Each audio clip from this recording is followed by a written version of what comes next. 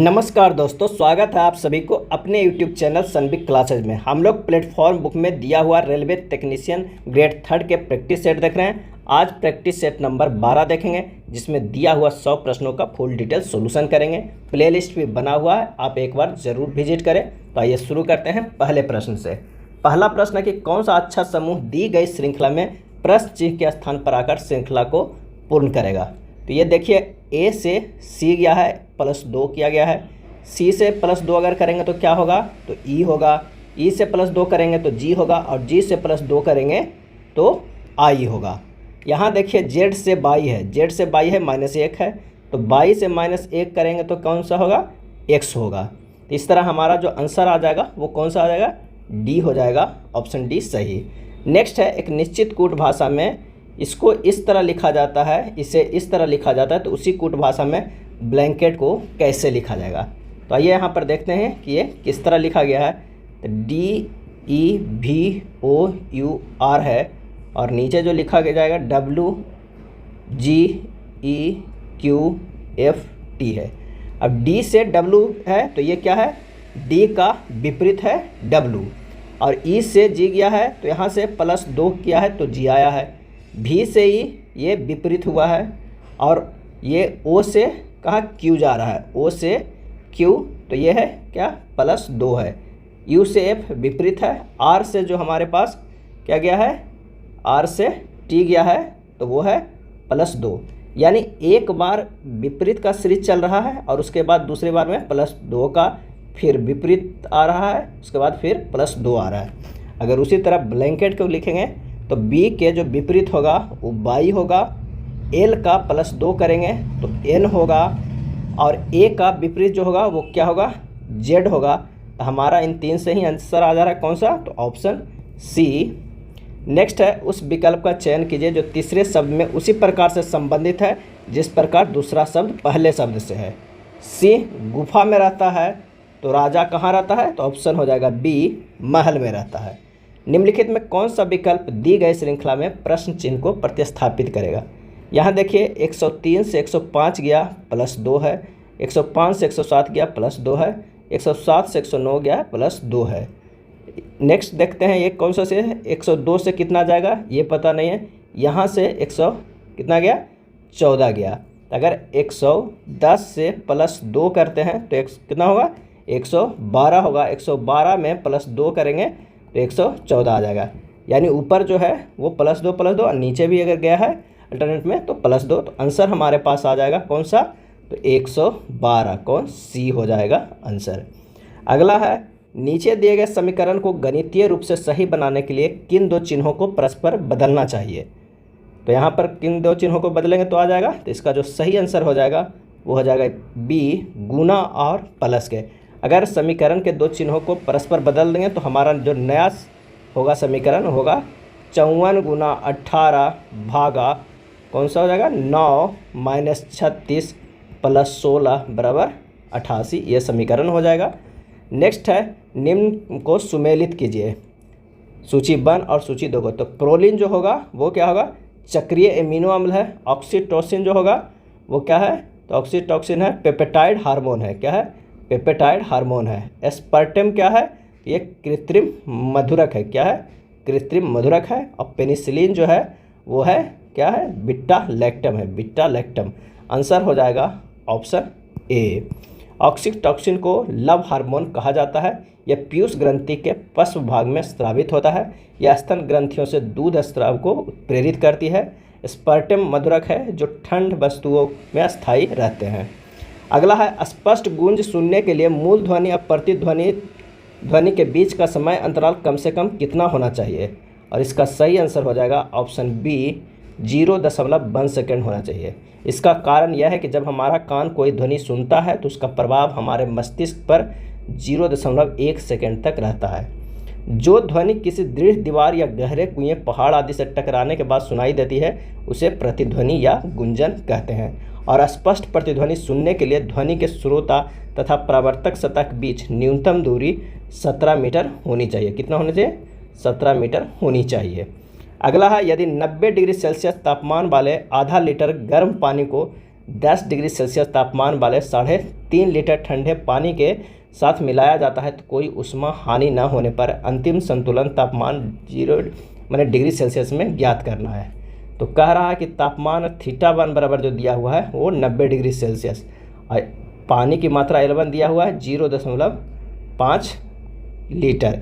कह रहा है तापमान वाले 3.5 लीटर ठंडे पानी के साथ, और θ2 बराबर है जो 10 डिग्री सेल्सियस, और ये L2 मात्रा दिया हुआ है कितना है 3.5 लीटर, 3.5 लीटर, और पहला जो L1 था वो आधा लीटर दिया हुआ था।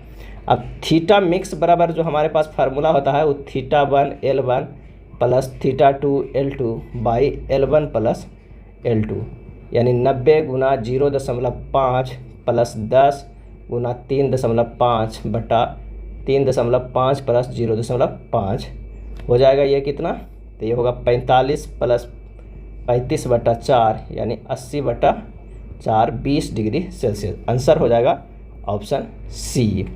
यदि किसी आवेश Q को 8 वोल्ट विभवांतर वाले दो बिंदुओं के बीच स्थानांतरित करने में किया गया कार्य 36 जूल है तो Q का मान कूलम में ज्ञात कीजिए। तो Q बराबर जो होता है फार्मूला वो W/V होता है, यानी W कितना दिया हुआ है 36 जूल, V दिया हुआ है 8 वोल्ट, हो जाएगा कितना 4.5 कूलम हो जाएगा। तो आंसर हमारे पास हो जाएगा ऑप्शन ए। लंबाई L और त्रिज्या R वाले किसी बेलनाकार तार का प्रतिरोध R है, उसी सामग्री में बनी उसकी आधी लंबाई वाली और आधी त्रिज्या वाले तार का प्रतिरोध कितना होगा। तो अनुप्रस्थ क्षेत्रफल A बराबर जो होता है वो पाई R² होता है, और R बराबर हम लोग जानते हैं ρL बाई A होता है। तो R न्यू बराबर जो हो जाएगा ρL बाई 2 बटा जो हो जाएगा R/2 के होल स्क्वायर। आगे कैलकुलेट करेंगे तो ये हो जाएगा ρL बाई 2 बटा R² बटा 4, यानी हो जाएगा 4 into rho into L by 2 R² हो जाएगा, 2 से 2 ये कट जाएगा, तो ρL बाई R² बराबर हमें क्या मिला था तो वो R हो रहा था, यानी 2R हो जाएगा। R न्यू बराबर कितना हो गया 2R, तो हमारे पास जो आंसर आ जाएगा वो क्या आ जाएगा बी आ जाएगा। नेक्स्ट है 10 केजी वजन वाली कोई लड़की किसी रस्सी पर 16 सेकंड में 6 मीटर ऊंचाई तक चढ़ जाती है। लड़की द्वारा खर्च की गई शक्ति कितनी है। यहाँ द्रव्यमान M बराबर दिया हुआ है कितना 40 केजी, 40 केजी वजन वाली कोई लड़की है, और समय कितना है T बराबर 16 सेकेंड। H बराबर जो है वो कितने मीटर चढ़ रही है तो 6 मीटर।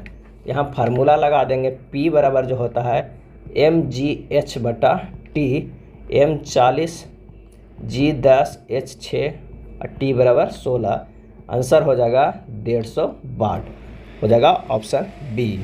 नेक्स्ट है CH3CH2OH plus 2O alkaline KMnO4 plus heat या एसिडिफाइड K2Cr2O7 प्लस हीट से रिएक्शन कराएंगे तो हमारा जो प्रोडक्ट बनेगा वो क्या बनेगा तो CH3COOH प्लस H2O यानी एथेनोइक अम्ल। आंसर जो हो जाएगा वो क्या हो जाएगा बी हो जाएगा। एथेनॉल से एथेनोइक अम्ल के निर्माण की क्रिया में ऑक्सीजन का संयोग अथवा हाइड्रोजन का क्षय होता है। यह अभिक्रिया ऑक्सीकरण अभिक्रिया कहलाती है और एथेनॉल का प्रयोग शराब बनाने में होता है। नेक्स्ट प्रश्न है, निम्न में से किस समूह में शामिल सभी हाइड्रोकार्बन समान समजातीय श्रेणी से संबंधित नहीं है। और इसका सही जवाब हो जाएगा सी CH4 C2H6 C3H6। समजातीय श्रेणी में सभी यौगिकों को एक ही समान सूत्र से प्रदर्शित करते हैं। अगर एल्केन समजातीय श्रेणी के सदस्य है तो होगा CnH2n प्लस 2 होगा। समजातीय श्रेणी के यौगिकों के बीच क्रमागत रूप से CH2 का अंतर होता है। अगला प्रश्न है कि 10 व्यक्तियों में से 9 व्यक्तियों ने अपने नाश्ते पर प्रत्येक 15 खर्च किए और 10वें व्यक्ति ने सभी लोगों के औसत व्यय से 9 रुपये अधिक खर्च किए। उन सभी द्वारा खर्च की गई कुल राशि ज्ञात कीजिए। यहाँ कह रहा है कि जो 10 व्यक्ति का औसत है उससे 9 ज़्यादा खर्चा किया है 10वें व्यक्ति ने। तो सबसे पहले माना सभी व्यक्तियों के औसत व्यय बराबर कितना मान लीजिए वो x मान लीजिए। अब 10वें व्यक्ति ने कितना खर्चा किया 10वें व्यक्ति ने तो वो x प्लस 9 रुपया। अब औसत प्रश्न में जैसा करा औसत 9 गुना 15 प्लस 10वें व्यक्ति ने कितना किया x प्लस 9। अब बटा 10 से भागा देंगे तो औसत आ जाएगा और औसत कितना आ जाएगा औसत व्यय तो जो हम x माने हैं वो आ जाएगा। यहाँ से x सोल्व कीजिएगा तो ये आ जाएगा 16 रुपया। तो सभी द्वारा खर्च की गई राशि, तो 16 औसत आ गया, 10 लोग हैं तो यानी 160 रुपया आंसर आ जाएगा। आंसर हो जाएगा ऑप्शन डी। 3/8, 5/12 और 15/16 का महत्तम समावर्त क्या होगा? अगर भिन्न का महत्तम समावर्त निकालना होगा तो इसका होता है कि जो ऊपर वाला अंश का हमको महत्तम समावर्त निकालना है और नीचे वाला हर का क्या निकालना है? लसा निकालना है। तो ऊपर वाला क्या अंश का होगा? 3, 5, 15 का जो मसा होगा वो कितना होगा? 1 होगा। और 8, 12, 16 का लसा कितना होगा? वो 48 होगा। आंसर हो जाएगा ऑप्शन बी। नेक्स्ट है, किसी कारखाने में सभी श्रमिकों का औसत वेतन जो है वो कितना है? 3000 रुपया है। इन श्रमिकों में 12 उच्च अधिकारी है। इन श्रमिकों में 12 जो है उच्च अधिकारी है और इनका औसत वेतन कितना है? 12000 है। 12 जो उच्च अधिकारी है उसमें औसत वेतन कितना है? 12000 है। और शेष श्रमिकों का औसत वेतन जो है वो 2500 है। शेष श्रमिकों का औसत वेतन जो है वो क्या है? 2500 है। श्रमिकों की कुल संख्या ज्ञात कीजिए। तो अगर यहाँ पर से कर देंगे तो कितना हो जाएगा? ये 500 और ये हो जाएगा 9000। इन दोनों का अगर हम रेशियो देखते हैं तो इसका 1 है और इसका 18 है।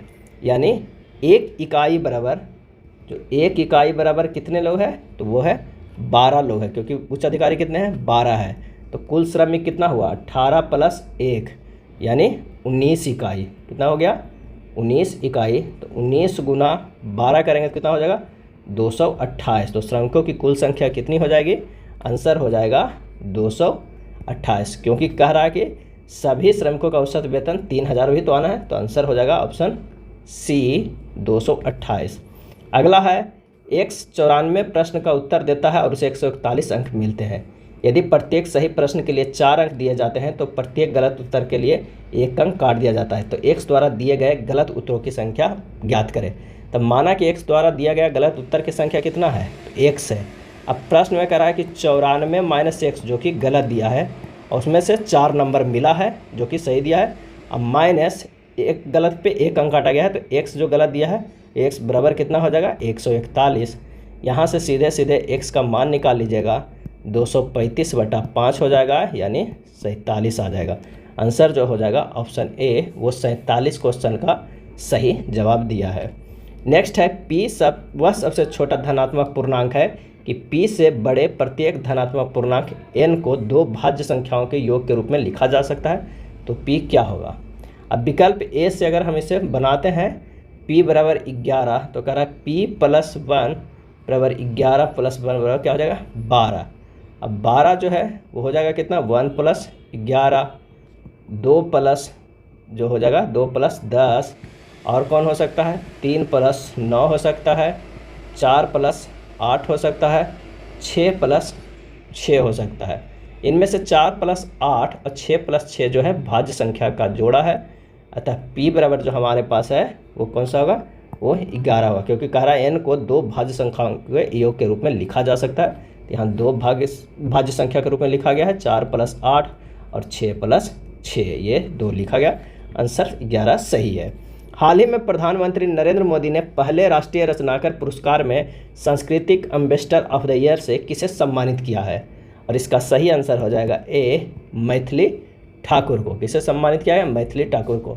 मार्च 2024 में प्रधानमंत्री मोदी ने सामाजिक परिवर्तन, शिक्षा, संस्कृति, कहानीकारक जैसे प्रमुख क्षेत्रों के लिए पहला राष्ट्रीय रचनाकार पुरस्कार घोषित किया है।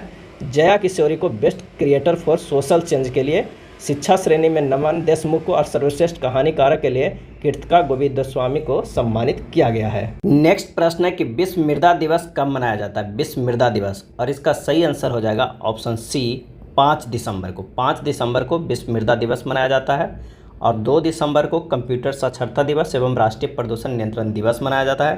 अगर 3 दिसंबर का बात करें तो विश्व विकलांगता दिवस मनाया जाता है और 1 दिसंबर को मनाया जाता है कौन सा? तो विश्व एड्स दिवस मनाया जाता है। 1 दिसंबर को जो कई बार प्रश्न पूछा जाता है, विश्व एड्स दिवस मनाया जाता है।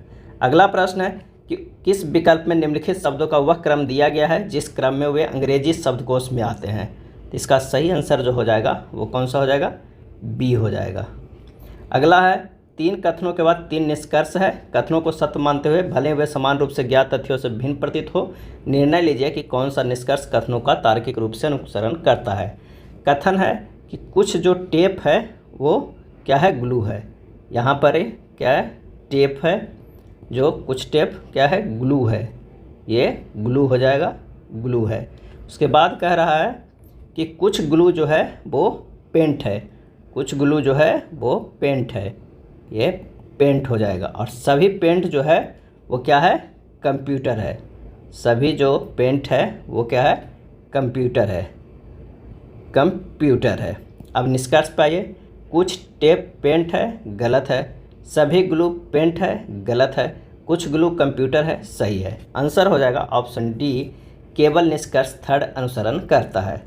वह विकल्प ज्ञात कीजिए जो तीसरी आकृति में उसी प्रकार संबंधित है जैसे दूसरी आकृति पहली आकृति से संबंधित है। तो इसका सही आंसर हो जाएगा, वो हो जाएगा ए। 7 व्यक्ति Z, H, B, W, S, R और जी एक सीधी पंक्ति में उत्तर की ओर मुख करके बैठते हैं। एस के बाईं ओर केवल 2 व्यक्ति बैठते हैं। जहाँ पर एस बैठा हुआ है उसकी बाईं ओर 2 व्यक्ति ही बैठते हैं। उसके बाद कह रहा है एच के दाईं ओर केवल 2 व्यक्ति बैठते हैं। अगर यहाँ पर एच है यहाँ पर भी 2 व्यक्ति बैठते हैं। जी और जेड के बीच केवल एच बैठता है। जी और जेड के बीच में केवल एच बैठता है।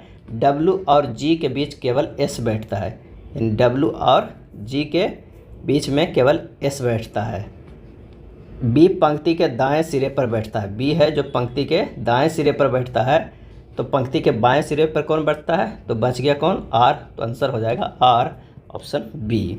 दर्पण के नीचे दिए गए चित्र के अनुसार एमएन पर रखे जाने पर दी गई आकृति का दर्पण में निर्मित सही प्रतिबिंब चयनित कीजिए। और इसका सही आंसर हो जाएगा ऑप्शन सी हो जाएगा। नेक्स्ट प्रश्न है कि जब किसी अम्ल की किसी क्षारक के साथ अभिक्रिया करके लवण और जल बनाया जाता है तो इस रासायनिक अभिक्रिया को क्या नाम दिया जाता है। आंसर हो जाएगा ऑप्शन डी, उदासीनीकरण अभिक्रिया कहा जाता है।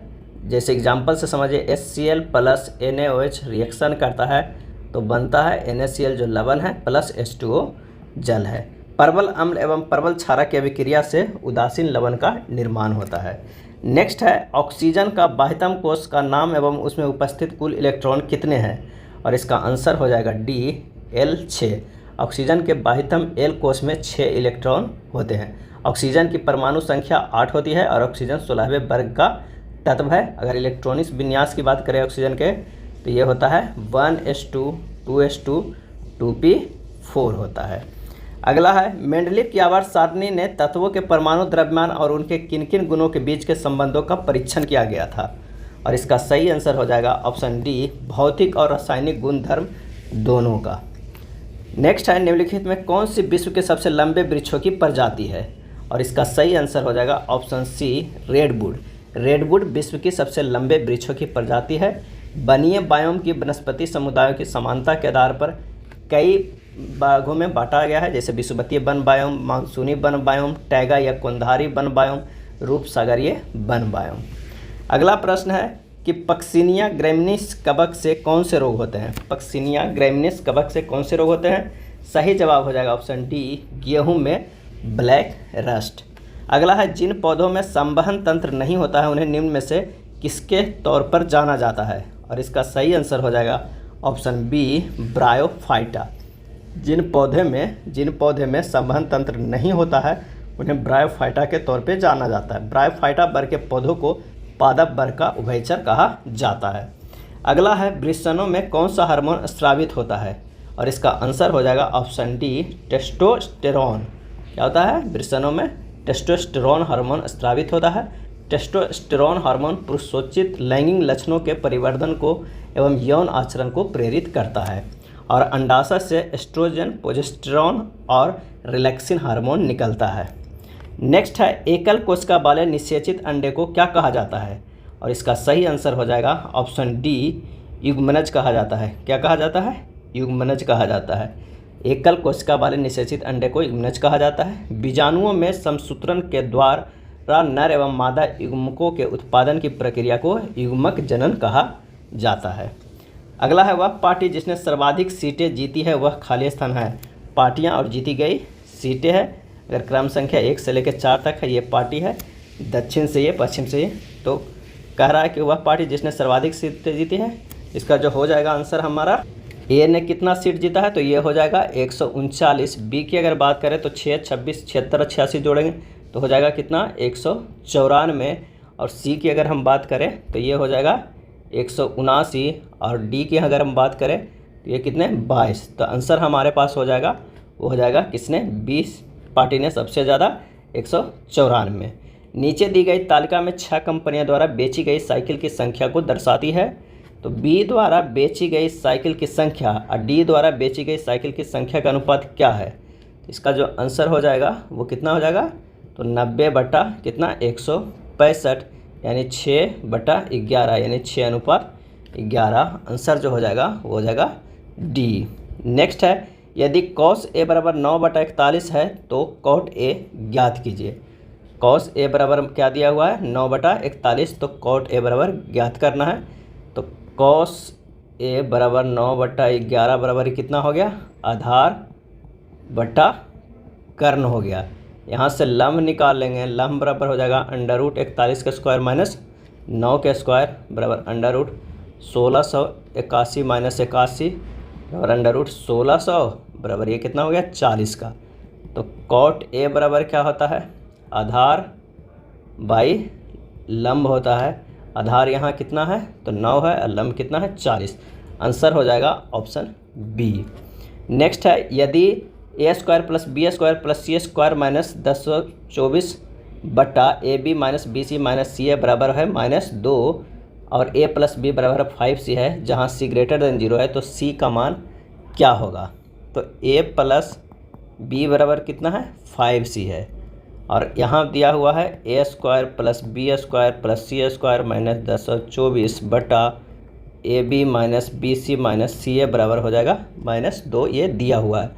इसे और सिंपल करेंगे तो a² + b² + c² माइनस 1024 बराबर होगा -2ab -2, अगर कॉमन ले तो ab minus bc minus ca हो जाएगा। अब इसे और सिंपल करते हैं तो ये हो जाएगा a² + b² + c² plus 2ab plus 2b minus c plus 2 minus c a बराबर कितना हो जाएगा 1024।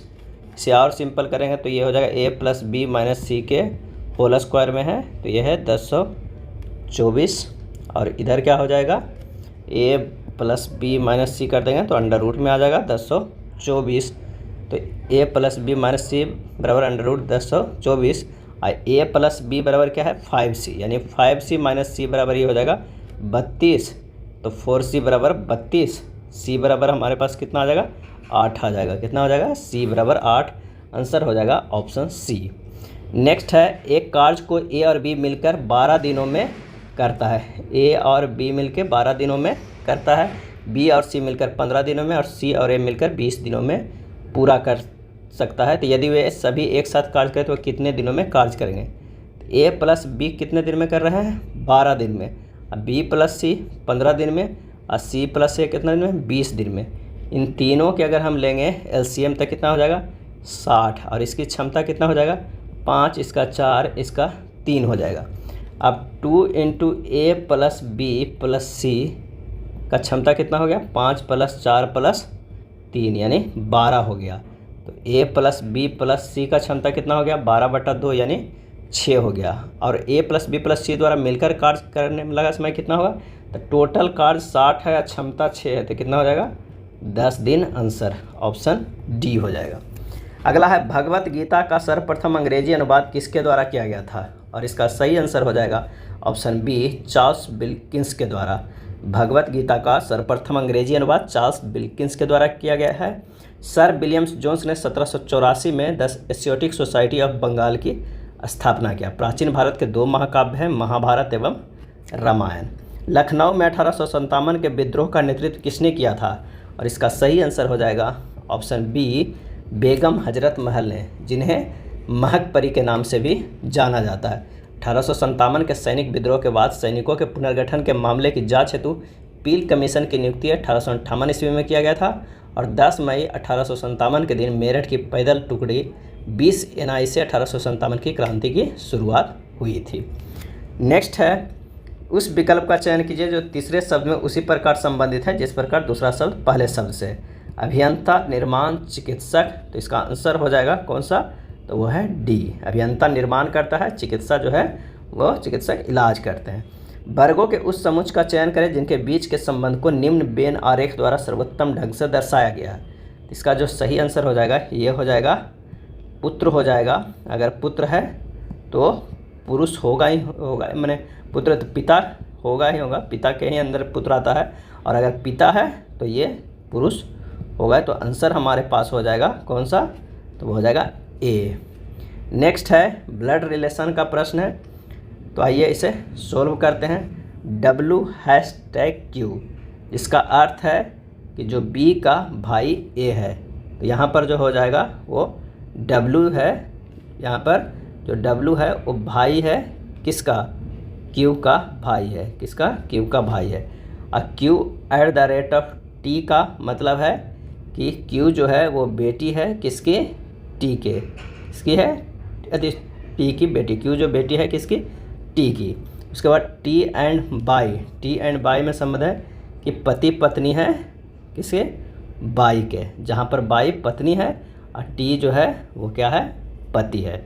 उसके बाद कह रहा है कि by@M, by@M, यानी बाई जो है वो M की क्या है, तो वो बेटी है, M की बेटी है। उसके बाद कह रहा है कि M% के, यानी यहाँ पर परसेंटेज की बात किया गया है, तो परसेंटेज के भी पति पत्नी की बात कहा गया है, तो यहाँ होगा K जो है वो क्या है, K और M पति पत्नी है, जहाँ पर K हो जाएगा पति और M जो होगा पत्नी। उसके बाद है M% क्या है, तो कह रहा है K का T से क्या रिलेशन है, K का T से रिलेशन क्या हो जाएगा, तो यहाँ हो जाएगा अगर ये पति पत्नी है, इसकी बेटी से इसकी शादी हुई है, तो ये दामाद और ससुर का, तो आंसर हो जाएगा कौन सा, सी, ससुर का। उस किसी विशेष कुछ भाषा में प्राइवेट को इस तरह, शॉर्टेन को इस तरह रूप में कुटबद्ध किया गया है, तो उसी भाषा में रिफ्यूजल को कैसे कुटबद्ध किया गया है। तो यहाँ देखते हैं, प्राइवेट PRIVATE,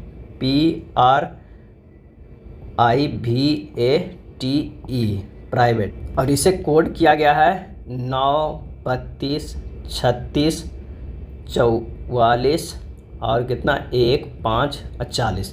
प्राइवेट को इस तरह कोड किया गया है, लेकिन ये डायरेक्ट प्राइवेट को नहीं, शुरुआत के ये 3 अक्षर और आखिरी के 3 अक्षर को ये अल्फ़ाबेटिकली ऑर्डर में सजाया गया है और बीच वाला को रहा गया। तो PRI को सजाएंगे तो क्या होगा, IPR होगा, V को रखा गया है, और ATE को सजाएंगे तो होगा AET, और इसे कोड किया गया है, I को लिखा गया है 9, डायरेक्ट लिखा गया है, यानी वोवेल को डायरेक्ट स्थानीय मान लिखा गया है, और P को लिखा गया है 32।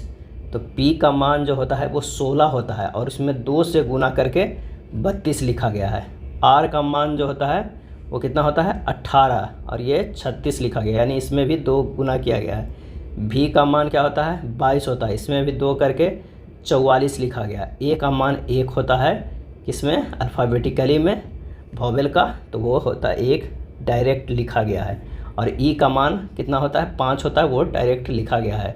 और T का मान 20 होता है, इसे गुना 2 कर दिया गया है, तो ये 40 लिखा गया है। यानी यहाँ पर क्या किया गया है कि शुरुआत के 3 अक्षर को अल्फ़ाबेटिकली ऑर्डर में लिखना है और लास्ट के भी अल्फ़ाबेटिकली ऑर्डर में लिखना है, इन तीनों को।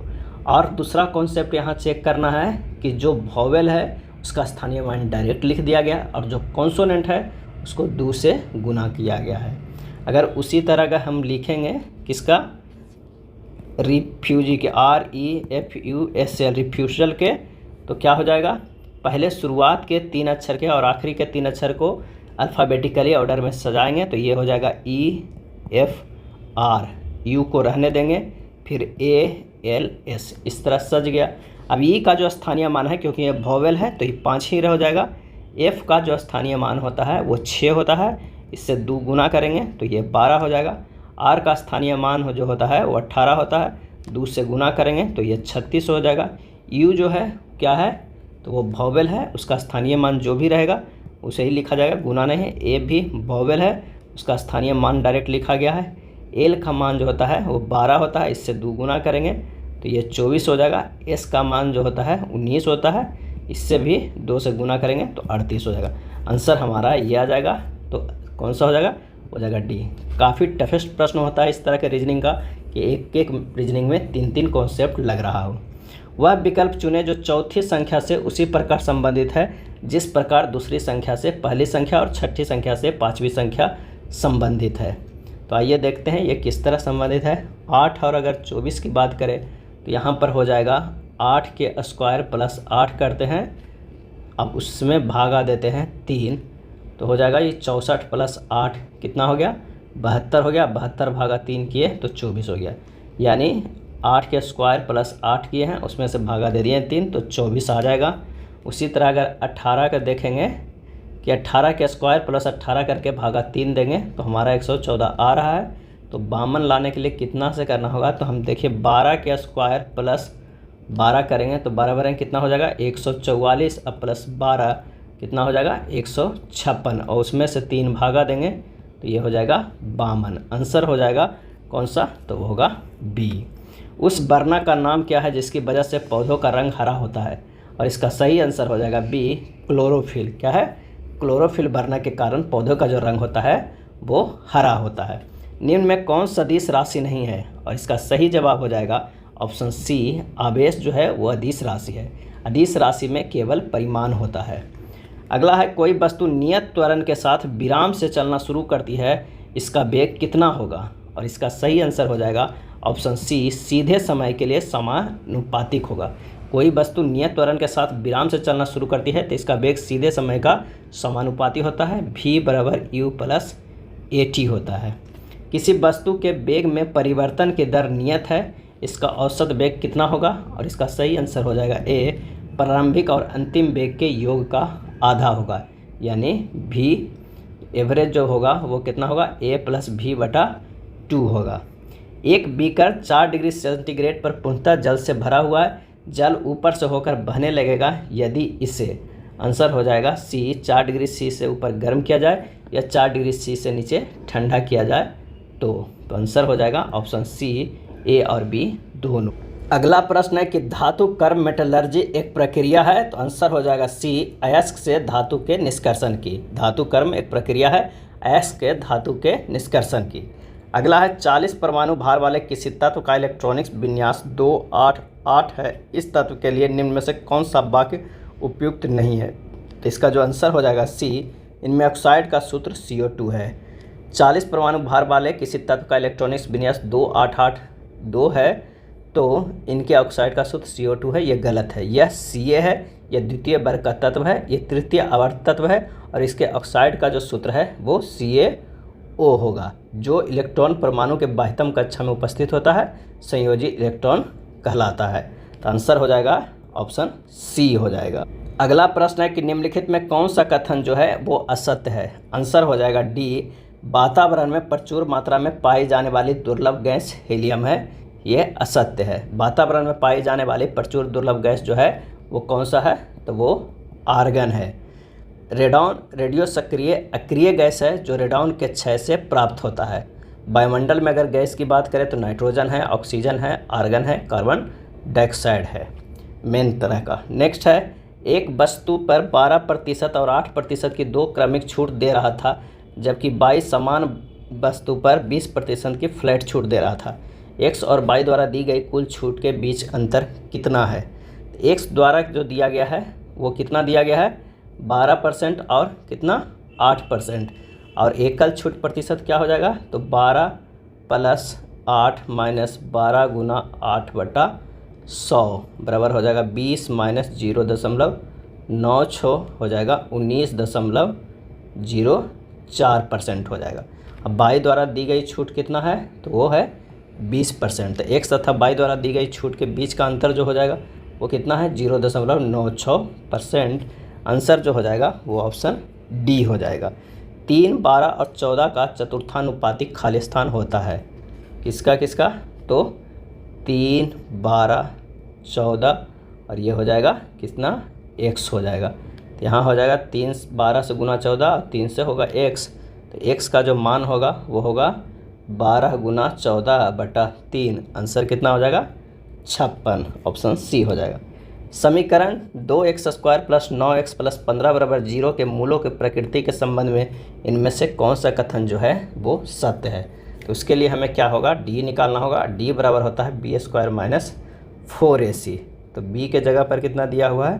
तो 9 है। 9 के स्क्वायर -4 गुना 2 गुना 15 यानी हो जाएगा 81 - 120 बराबर -39। -39 हो गया, यानी d जो है वो लेस देन 0 है। तो मूल काल्पनिक या अवास्तविक होगा, यानी आंसर जो होगा वो सी होगा। दोनों मूल काल्पनिक या अवास्तविक होगा, सी हो जाएगा।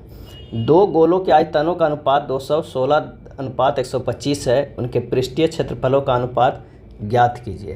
तो प्रश्न से कह रहा है कि 4/3 पाई r³ बटा 4/3 पाई r² बराबर कितना है? 216/125। तो कैपिटल यहाँ पर भी क्यों हो जाएगा? कैपिटल R बटा स्मॉल r बराबर हो जाएगा 3√216/125। इसका मान जो हो जाएगा ये 6 हो जाएगा, ये 5 हो जाएगा। तो गोले के पृष्ठ क्षेत्र का अनुपात क्या होगा? तो पृष्ठ क्षेत्र का अनुपात बराबर होता है 4πr² बटा 4πr², यानी हो जाएगा हमारे पास कितना? r² बटा r² यानी 6 के स्क्वायर बटा 5 के स्क्वायर या 36:25 हो जाएगा। आंसर जो हमारे पास हो जाएगा वो हो जाएगा बी। नेक्स्ट प्रश्न है, दी गई आकृति में L जो है M के पैरेलल है और T एक तिर्यक रेखा है। यदि कोण A और कोण D के अनुपात 4:11 है तो कोण 7 और कोण 8 के माप क्रमशः क्या होगा?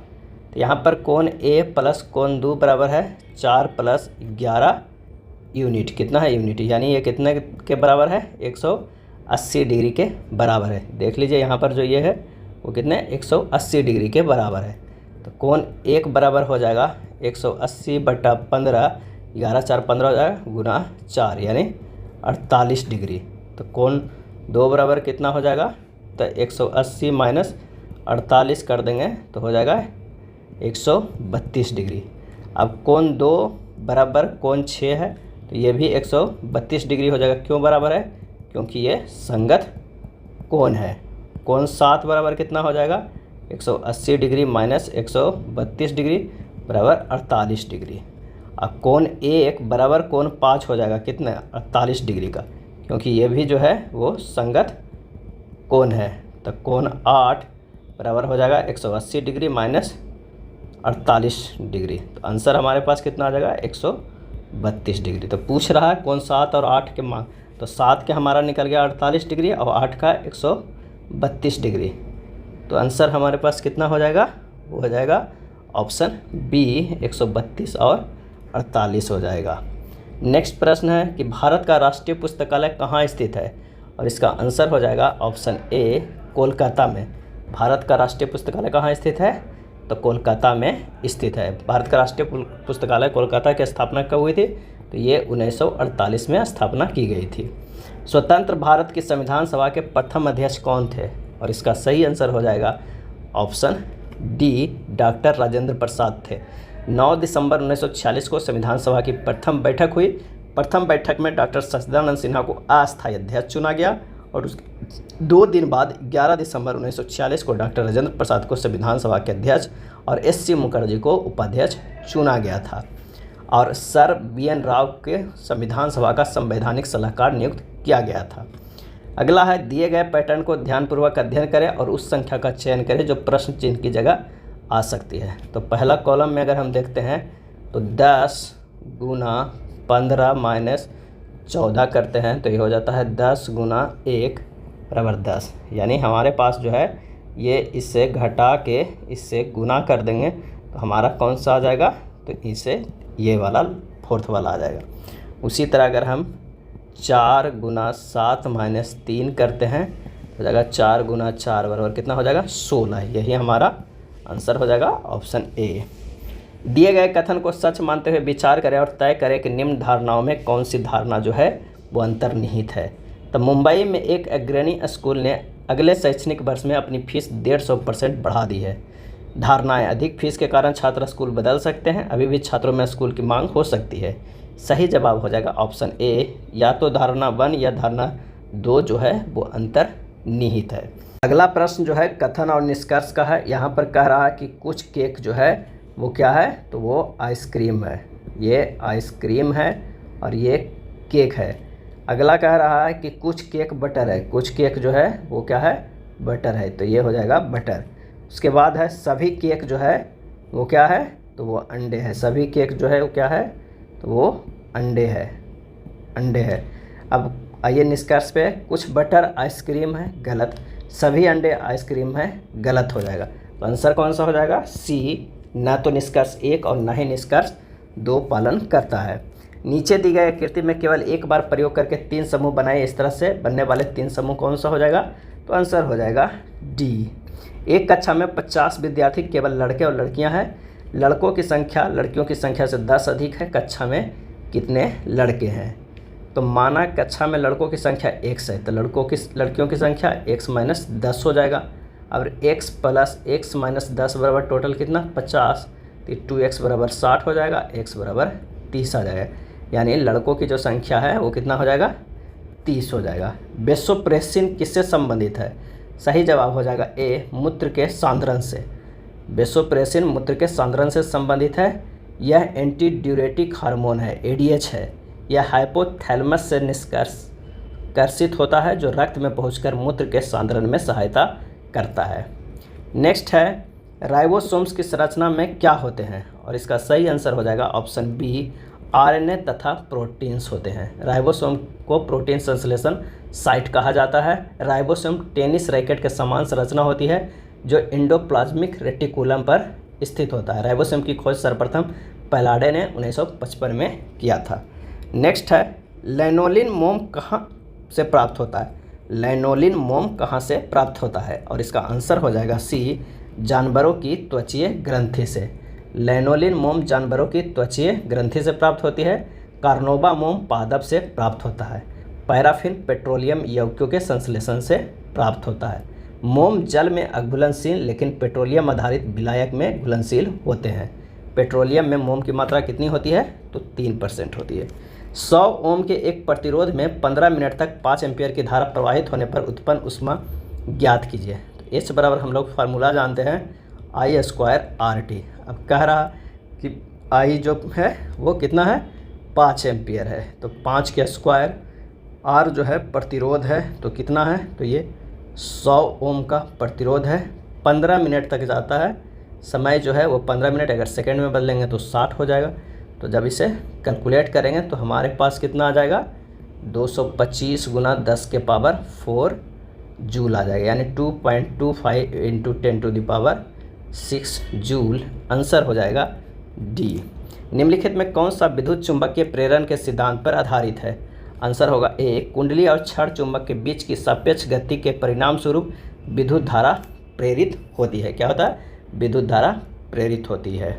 यदि किसी कुंडली के आगे पीछे चुंबक को गति कराई जाती है तो कुंडली से संबंधित चुंबकीय फ्लक्स में परिवर्तन होता है, जिसके कारण कुंडली में चुंबक की गति के विपरीत एक धारा प्रेरित होती है।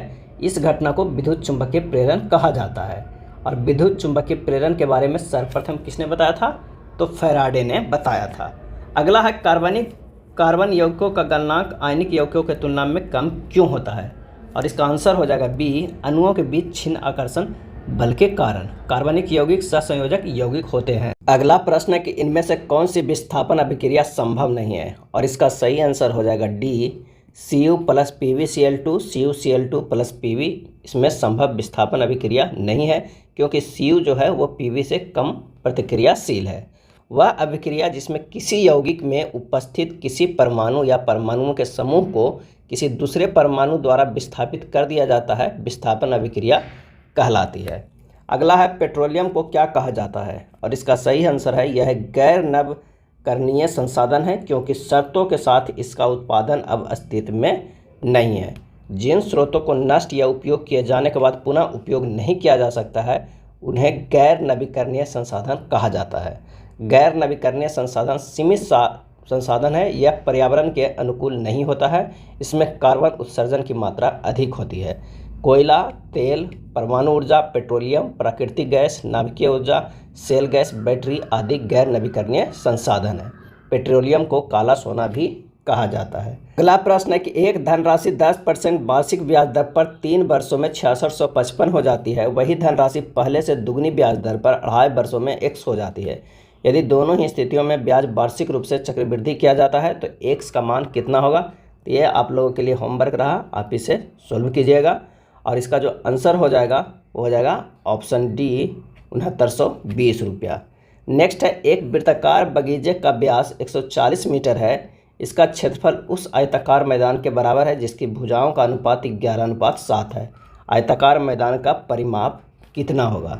तब माना कि आयत की जो लंबाई है वो कितना है 11x है और चौड़ाई जो है वो कितना है तो वो 7x सेंटीमीटर है। अब प्रश्न से कह रहा है कि πr² बराबर l इंटू बी है, यानी 22/7 गुना 70 गुना 70 बराबर कितना है 11x गुना 7x है। जब इसे सोल्व करेंगे और x का मान निकालेंगे तो x² बराबर आएगा 200। कितना आएगा x² बराबर 200, तो x बराबर हो जाएगा √200 यानी 10√2 हो जाएगा। अब आयत का परिमाप बराबर क्या होगा, परिमाप बराबर हो जाएगा 2 इंटू एल प्लस बी।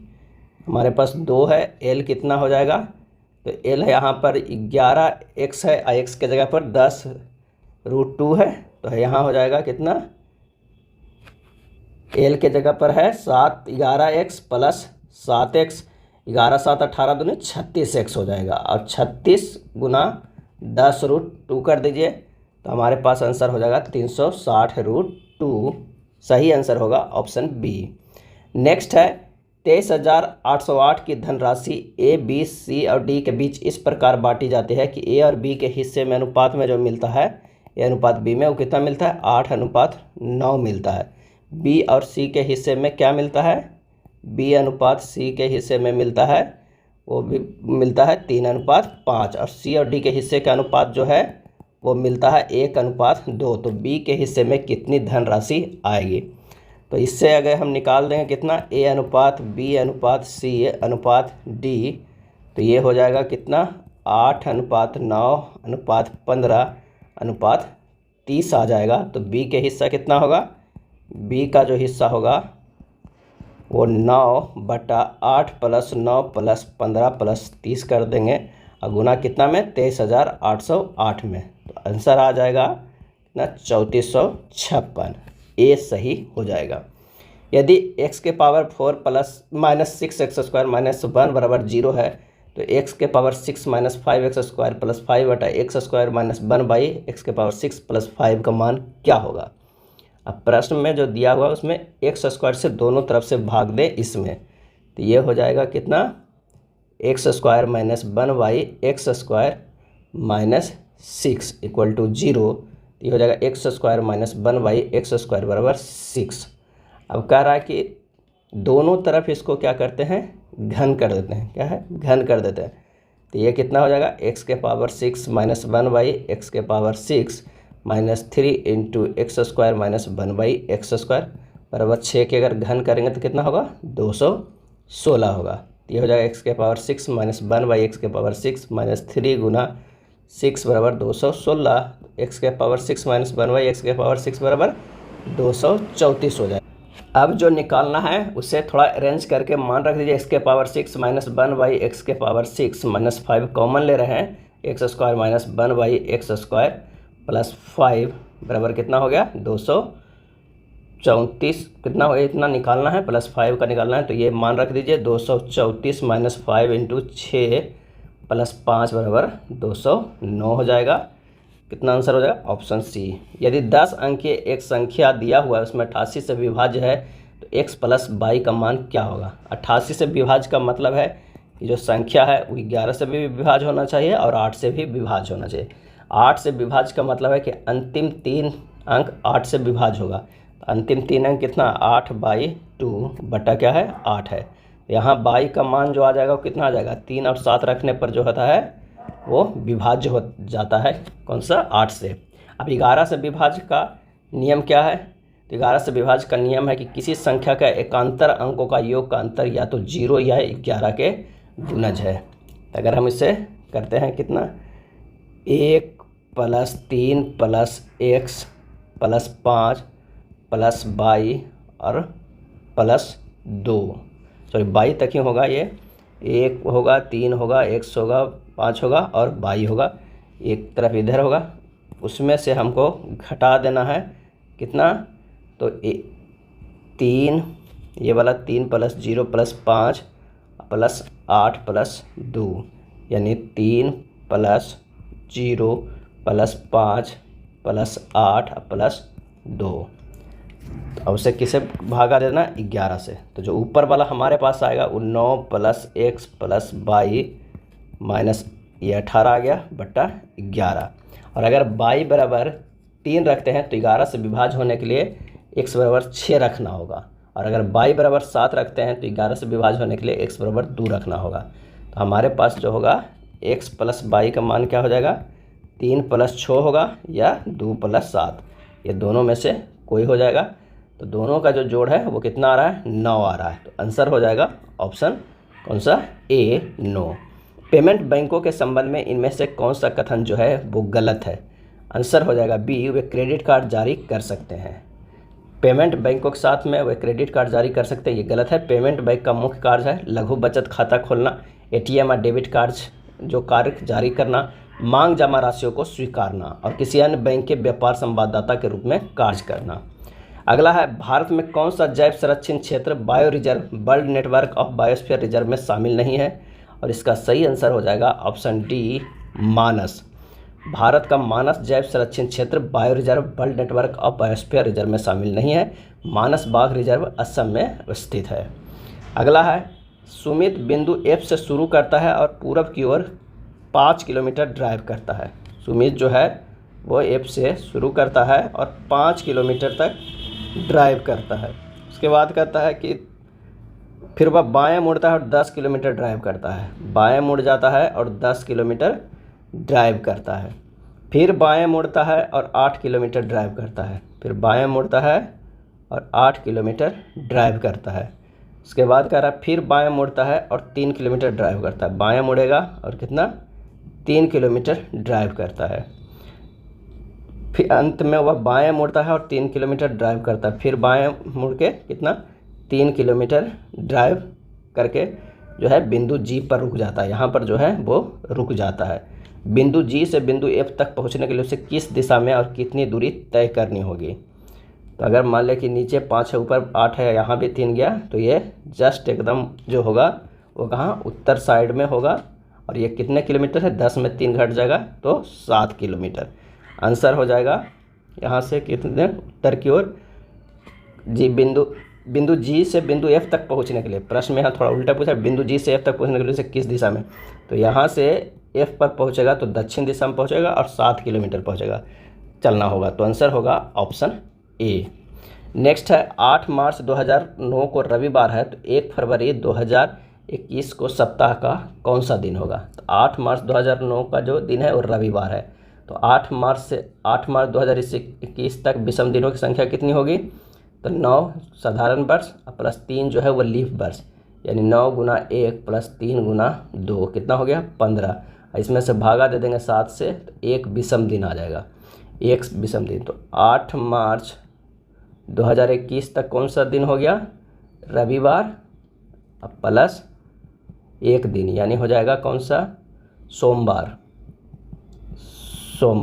अब कह रहा 1 फरवरी 2021 से 8 मार्च 2021 तक विषम दिनों की संख्या अगर जोड़ेंगे तो 22 हुआ प्लस 27 जो हुआ क्या हुआ फरवरी का, प्लस जो 8 दिन हुआ किसका मार्च का, भागा 7 करेंगे तो 0 दिन हो जाएगा। तो 1 फरवरी 2021 का दिन कौन होगा? सोमवार माइनस 0 दिन बराबर कितना हो जाएगा? सोमवार ही होगा। क्या होगा? सोमवार। इसमें माइनस इसलिए किया जा रहा है कि वो पीछे जा रहे थे। तो आंसर हमारे पास हो जाएगा सोमवार, ऑप्शन टी हो जाएगा। 83 नंबर के कथन एवं तर्क का है सुबह जल्दी जागने के कई फायदे हैं। पहला तर्क, जल्दी जागने से आपको व्यायाम करने के लिए पर्याप्त समय मिलता है। जल्दी जागना आपको तनाव मुक्त रखता है। और इसका आंसर हो जाएगा ऑप्शन सी, दोनों तर्क 1 और 2 जो है वो कथन का समर्थन करते हैं। नेक्स्ट है कथन का, क्या महिलाएं पुरुषों से भावनात्मक रूप से मजबूत हैं? महिलाएं सोचती है पुरुषों की सोच किसी समस्या को बदल नहीं सकती, सभी मामलों में महिलाएं पुरुषों के बराबर है। और इसका आंसर हो जाएगा सी। प्रश्न के उत्तर देने के लिए ना तो 1 और ना ही 2 जो है पर्याप्त है, आंसर हो जाएगा सी। 85 नंबर की अगर बात करें तो 3 समूह बनाइए, इस तरह से बनने वाले 3 समूह कौन होगा? तो इसका आंसर होगा ऑप्शन बी हो जाएगा। निम्न में से किन तत्वों का समान गुण क्रमशः एक का सिलिकॉन, एक का बोरॉन एवं एक का एल्युमिनियम जैसा है? और इसका आंसर हो जाएगा ए, जर्मेनियम, स्कैंडियम और गैलियम। जर्मेनियम, स्कैंडियम एवं गैलियम तत्वों का समान गुण क्रमशः एक का सिलिकॉन, एक का बोरॉन एवं एक का एल्युमिनियम जैसा है। मेंडलीफ ने अनाम तत्वों को एक का बोरॉन, एक का एल्युमिनियम और एक का सिलिकॉन नाम दिया है, जिन्हें बाद में स्कैंडियम, गैलियम एवं जर्मेनियम के रूप में प्रतिस्थापित किया गया है। एक का बोरॉन मतलब यह स्कैंडियम तत्व है, एक का एल्युमिनियम मतलब गैलियम है और एक का सिलिकॉन मतलब यह जर्मेनियम तत्व है। अगला है, पादपों में कार्बन डाइऑक्साइड और ऑक्सीजन का विनिमय खाली स्थान द्वारा होता है। और इसका सही आंसर हो जाएगा ऑप्शन बी, विसरण द्वारा होता है। पौधे अपनी पत्तियों के माध्यम से आवश्यक गैसें प्राप्त करते हैं, उन्हें श्वसन के लिए ऑक्सीजन और प्रकाश संश्लेषण के लिए कार्बन डाइऑक्साइड की आवश्यकता होती है। ये गैसें छिद्रों के माध्यम से पत्ती के अंतरकोशिकीय स्थानों में फैलती है, जो आमतौर पर पत्ती के नीचे की तरफ होते हैं, जिन्हें स्टोमेटा कहा जाता है। और प्रमुख गैसीय विनिमय रंध्र के भीतर होता है। अगला है, निम्नलिखित में से कौन सा कथन न्यूलैंड्स के ऑकलेट रूल के बारे में सत्य है? और इसका आंसर हो जाएगा डी, न्यूलैंड्स ऑप्टिक्स नियम केवल हल्के तत्वों के साथ अच्छी तरह से काम किया जाता है। हल्के तत्व, ये सही है। जॉन न्यूलैंड ने उस समय तक ज्ञात तत्वों के अनुसार परमाणु द्रव्यमान के बढ़ते क्रम को वर्गीकृत किया था। न्यूलैंड्स के समय तक ज्ञात तत्वों की संख्या कितनी थी? तो ये 56 था। ये भी प्रश्न कई बार पूछा जाता है। अगला है, छोटी आंत में के अवशोषण क्षेत्र में बढ़े हुए अंगुलीनुमा प्रवर्ध क्या कहलाते हैं? और इसका सही आंसर हो जाएगा ऑप्शन डी, अंकुर। छोटी आंत के अवशोषण क्षेत्र में बढ़े हुए अंगुलीनुमा प्रवर्ध को अंकुर बिल्ली कहते हैं। छोटी में बिल्ली इलियम भाग में पाया जाता है। यह भोजन के अवशोषण क्षेत्र को बढ़ाता है। नेक्स्ट है, फर्न पौधे में बीजाणु कहाँ पर स्थित होते हैं? और इसका सही आंसर हो जाएगा डी, पत्तियों के निचली सतह में। पत्तियों के निचली सतह में स्थित होते हैं। फर्न पॉलीपेडियोसिड वर्ग का पौधा है। यह गैर फूलों वाली संवहनी पादप का वर्ग है, जिसमें जड़, तना और जटिल पत्तियां होती है। फर्न उष्णकटिबंधीय क्षेत्रों में पाई जाने वाली पादप की प्रमुख प्रजाति है। नेक्स्ट है, निम्न में से किस प्राणियों में पूरे शरीर में रक्त प्रवाह के प्रत्येक चक्र के दौरान रक्त केवल एक बार हृदय से होकर गुजरता है? इसका सही आंसर हो जाएगा ऑप्शन सी, मत्स्य में। मत्स्य प्राणियों में पूरे शरीर में रक्त प्रवाह के प्रत्येक चक्र के दौरान रक्त केवल एक बार हृदय से होकर गुजरता है। मछली के हृदय 2 कक्षों में मिलकर बना होता है। मछली में एकल परिसंचरण तंत्र पाया जाता है। अगला है, 10 ग्राम बर्फ जो है, 10 ग्राम बर्फ 0 डिग्री सेंटीग्रेड पर एक बर्तन जो जल तुल्यांक 55 ग्राम में डाल दी गई है, जिसका ताप 40 डिग्री सेंटीग्रेड है। माना कि बाहर से कोई ऊष्मा अंदर नहीं गई है, तो बर्तन में पानी का तापमान क्या होगा? तो यहाँ पर है बनाना है कि माना कि अंतिम ताप जो है वो क्या है? टी है। अंतिम तापमान टी है। तब बर्फ़ में मिली ऊष्मा, बर्फ़ में मिली ऊष्मा बराबर हो जाएगा ml plus ms t minus क्या हो जाएगा? 0। टी माइनस हो जाएगा यहाँ पर 0। तो जब इसे सोल्व करेंगे तो 10 गुना 80 प्लस 10 गुना 1 और गुना टी हो जाएगा, यानी 800 प्लस 10 टी हो जाएगा। ये इक्वेशन 1 आ जाएगा। पानी द्वारा दी गई ऊष्मा, पानी द्वारा दी गई ऊष्मा बराबर mw 40 माइनस टी हो जाएगा। mw जल तुल्यांक है, तो ये कितना है? 55 गुना 40 माइनस टी, यानी 2200 माइनस 55 टी। ये इक्वेशन 2 हो गया। अब कैलोरीमिति सिद्धांत से हो जाएगा, इसे क्या करना होगा? बराबर कर देंगे, तो ये होगा 800 प्लस 10 टी बराबर 2200 माइनस 55 टी। यहाँ से टी का मान निकल जाएगा 21.53 डिग्री सेंटीग्रेड, लगभग 22 डिग्री सेंटीग्रेड। आंसर जो हो जाएगा वो कौन हो जाएगा? बी हो जाएगा। इनमें से किस बिलियन का पीएच मान सबसे कम होता है? और इसका सही आंसर हो जाएगा डी, टमाटर के रस का। इसका जो बिलियन का पीएच मान होता है 4.1 होता है। लार का जो होता है वो 6.5 से 7.5 तक होता है। और अगर हम बात करें कॉफ़ी का तो ये 4.6 होता है। पेशाब का 6 होता है, दूध का 6.5 होता है। और आंसू की बात करते हैं तो 7.3 होगा। अगला है यदि cot थीटा बराबर √7 है तो cosec square theta minus sec square theta बटा cosec square theta plus sec square theta का मान क्या होगा। तो आइए इसे सिंपल फॉर्म में लिखते हैं। ये हो जाएगा 1/sin square theta minus 1/cos square theta बटा 1/sin square theta plus 1/cos square theta हो जाएगा। ऊपर माइनस है, नीचे प्लस है। इसे और सिंपल करेंगे तो ये हो जाएगा cos square theta minus sin square theta बटा cos square theta plus sin square theta. cos square theta plus sin square theta बराबर 1 हो जाएगा। तो ये होगा cos square theta minus sin square theta बराबर हो जाएगा 2 cos स्क्वायर थीटा माइनस 1। अब cot थीटा बराबर जो है वो हम लोग जानते हैं, cot थीटा बराबर होता है b/p बराबर हो जाएगा √7/1। तो h निकल जाएगा कहाँ से, √p² प्लस b² से, यानी हो जाएगा √7 + 1 8 यानी 2√2 हो जाएगा। अब 2 cos स्क्वायर थीटा माइनस 1 में यहाँ मान रखते हैं 2 × b/h के होल स्क्वायर माइनस 1 यानी 2 गुना √7/2√2 के स्क्वायर माइनस 1 कर दीजिए। तो हमारे पास जो होगा वो कितना आंसर आ जाएगा, 3/4। आंसर ए जो है वो सही हो जाएगा। खाली सिंपल थोड़ा सा ध्यान से कैलकुलेटिव करना है, कैलकुलेशन करना है, आ जाएगा आंसर। नेक्स्ट है 2 पाइप बारी बारी से काम करते हुए क्रमशः 2 और 3 घंटे में किसी टंकी को भर देते हैं, जबकि एक तीसरी पाइप टंकी को 6 घंटे में खाली कर देती है। जब टंकी 1/6 भरी हुई थी तो तीनों पाइपों को एक साथ खोल दिया जाता है। टंकी को पूरी तरह भरने में कितना समय लगेगा। तो पहली पाइप 2 घंटे में भरती है। पहली पाइप द्वारा 1 घंटे में कितनी भरी जाएगी, तो 1/2 इकाई।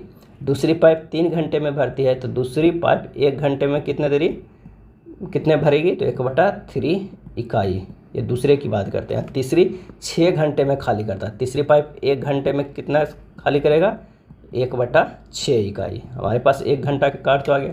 अब पहले से टंकी 1/6 जो है भरा है तो कितना बचा, 1 - 1/6 यानी 5/6 भाग है जो टंकी में को भरना है। अब क्या है कि तीनों को अगर एक साथ खोला जाता है यानी 1/a plus 1/b plus 1/c कर देना है।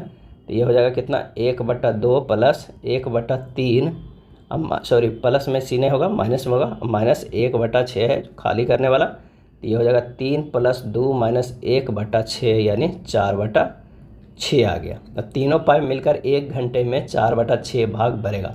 अब टंकी को पूरा भरने में लगा समय कितना हो जाएगा, तो पूरा समय हो जाएगा 5/6 गुना 6/4।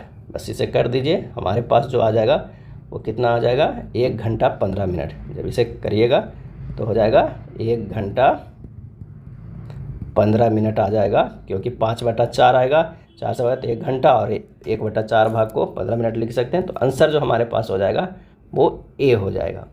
पानी और स्क्वाश के 2 मिश्रण है। पहले मिश्रण में पानी स्क्वाश का अनुपात 5:1 है, दूसरे में 3:1 का अनुपात है। इन्हें 3:2 के अनुपात में मिश्रित किया जाता है तो अंतिम मिश्रण में स्क्वाश अनुपात कितना है। पानी और स्क्वाश है यहाँ पर। तो यहाँ पर मिश्रण जो फर्स्ट में है वो कितना है, 5:1 है, और सेकेंड में कितना है, तो 3:1 है। तो ये कितना हो गया, 6 हो गया, तो ये 4 हो गया। अब दोनों मिश्रण को आयतन को हम समान करेंगे। तो समान करने के लिए क्या करना होगा कि शुरुआत में बलम में 2 से गुना करना होगा और नीचे बलम में कितने से गुना करना, 3 से। तो हमारा फर्स्ट में आ जाएगा कितना, अगर 2 से गुना 5 दूनी 10 आ जाएगा, और ये 2 हो जाएगा, और ये कितना आ जाएगा 12।